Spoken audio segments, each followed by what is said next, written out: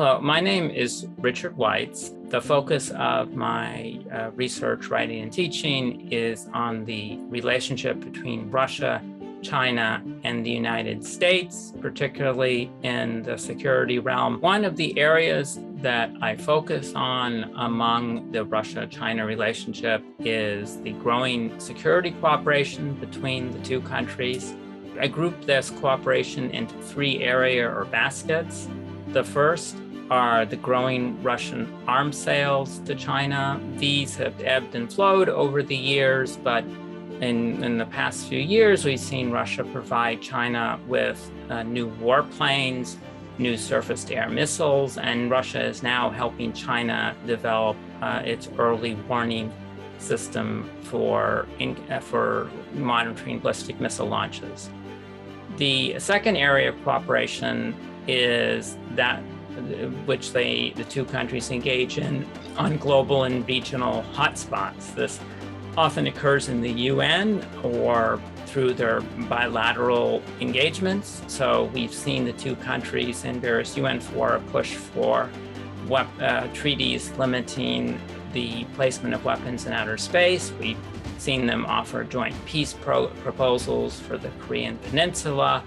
They recently renewed their 20-year security and cooperation and friendship treaty, and they engage in other joint declarations, often in some kind of multilateral framework, such as the Shanghai Cooperation Organization, which includes some Central Asia states as well as India and Pakistan.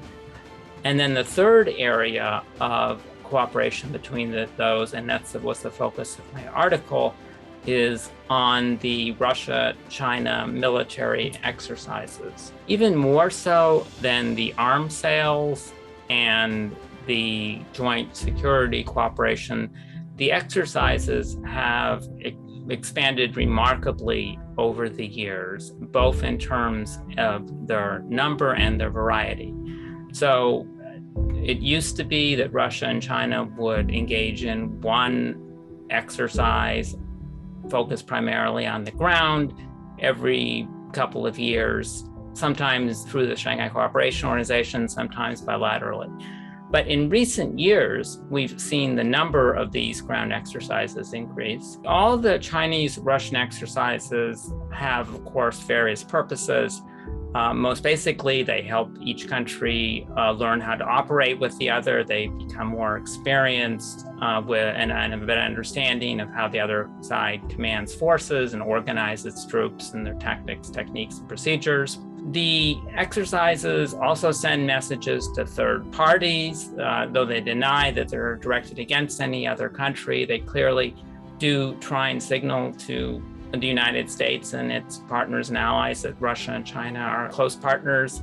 What is also, I think, important for these exercises is that they help substitute for the fact that Russia and China do not have a formal military alliance. It's not like the United States and Japan or the United States and South Korea. They are not formally committed to defend each other. But as I tried to bring out in my article, the Chinese and Russian commentators cite this as a strength. It means that they can engage in security cooperation with some flexibility, that they can show off that look at our deep level of military cooperation, our ability to participate despite the fact that we're not formal allies. And I think that this is going to be a sign in the future. We will not see a formal Russian military alliance, Russia-China military alliance, but we will see a security partnership that's going to involve arms sales, exercises, and other kinds of cooperation that would be similar, if to a lesser degree, that you would have between formal allies.